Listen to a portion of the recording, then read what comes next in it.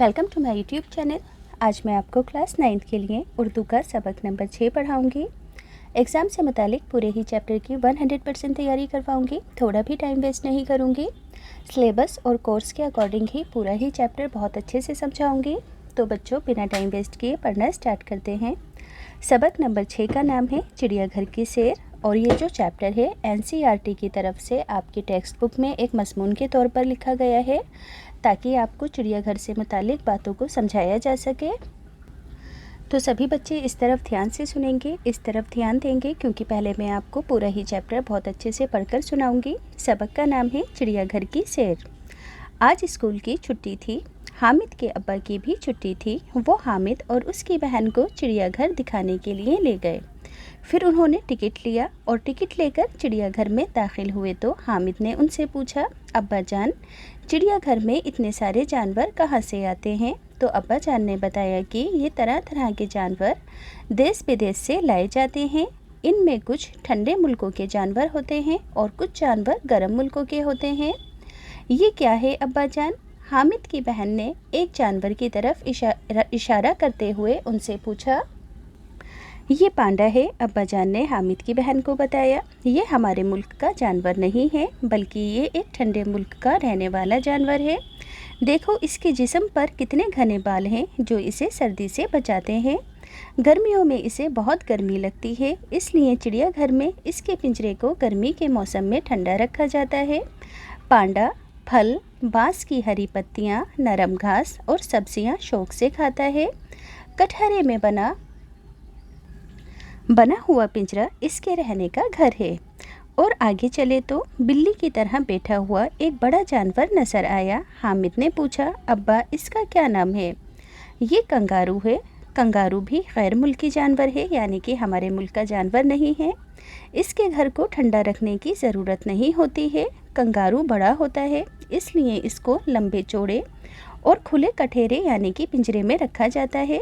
इसकी दुम लंबी होती है। तुम कंगारू के पेट पर बनी थैली सी देख रहे हो ना? अब्बा ने कहा बच्चों से।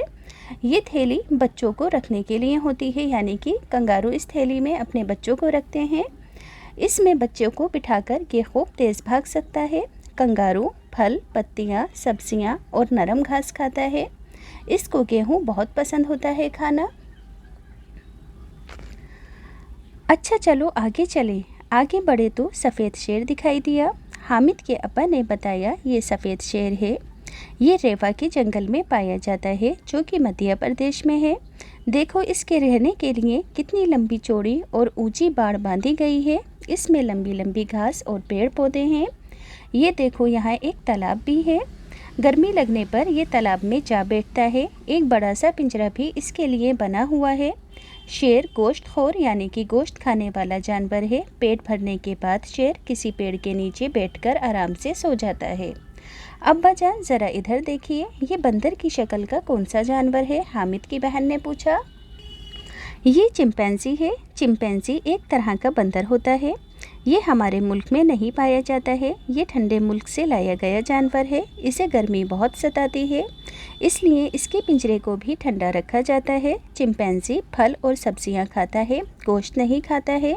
इसे दूध और रोटी भी दी जाती है। चिंपैंजी को दिन में कई बार खाना दिया जाता है। आगे चले तो देखा कि एक बंदर कठेरे में उछल कूद कर रहा है। थोड़ी दूर पर नकल उतारते हुए बंदर, छलांगे मारते हुए हिरन और चिंघाड़ते हुए हाथी भी दिखाई दिए। आगे बढ़े तो बारहसिंगा, चीतल, रीछ और जिराफ वगैरह भी नज़र आए। तरह तरह की रंग बिरंगी चिड़िया और तोते देखकर हामिद और उसकी बहन बहुत खुश हुए। चिड़ियाघर से वापस होते हुए हामिद ने अपने अब्बा जान से पूछा, अगर ये जानवर बीमार हो जाएं तो क्या करते हैं? यानी कि इन जानवरों की देखभाल कैसे करते हैं बीमार होने पर? तो अब्बा जान ने बताया कि इनके पिंजरों और कठेरों को रोज़ साफ़ ना किया जाता और सर्दी गर्मी से बचाने का इंतज़ाम किया जाता है। रोज़ाना साफ़ किया जाता है और सर्दी गर्मी से इनको बचाने का इंतज़ाम किया जाता है, ताकि ये जानवर बीमार ना पड़े। खाने में मुनासिब ग़िज़ा दी जाती है और कभी कभी ऐसी दवाएं भी दी जाती हैं ताकि ये बीमार ना पड़ें। फिर भी अगर कोई जानवर बीमार हो जाए तो उसे जानवरों के अस्पताल ले जाया जाता है और वहाँ पर उनका इलाज किया जाता है। हामिद और उसकी बहन छुट्टी का पूरा लुत्फ़ उठाकर फिर खुशी खुशी घर लौट आए। तो बच्चों, पूरा ही चैप्टर मैंने आपको अच्छे से पढ़कर सुना दिया है। अब अल्फाज मायने हैं, क्योंकि एग्ज़ाम में अल्फाज मायने भी ज़रूर पूछे जाएंगे, तो सभी बच्चे गौर से सुनेंगे। कटहरा कहते हैं लोहे या लकड़ी का जंगला यानी कि बड़ा सा पिंजरा, गैर मुल्की यानी कि बाहरी मुल्क का, गोश्तखोर यानी कि गोश्त खाने वाला, चिंगाड़ कहते हैं हाथी की आवाज़ को, इंतज़ाम कहते हैं बंदोबस्त को, लुत्फ़ उठाने का मतलब है मज़ा लेना। अब जैसा कि आप सभी जानते हैं, एग्ज़ाम में किसी भी सबक का ख़ुलासा अपने लफ्ज़ों में लिखने के लिए ज़रूर आएगा। तो इस सबक का ख़ुलासा आप अपने लफ्ज़ों में किस तरीके से लिखोगे वो मैं पढ़कर सुना देती हूँ।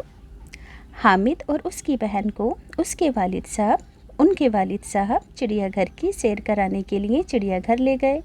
वहाँ हामिद ने तरह तरह के जानवर देखे तो वालिद साहब से पूछ बैठा, चिड़ियाघर में ये जानवर कहाँ कहाँ से आते हैं। वालिद साहब ने बताया कि दुनिया भर के मुल्कों से ये जानवर मंगवाए जाते हैं।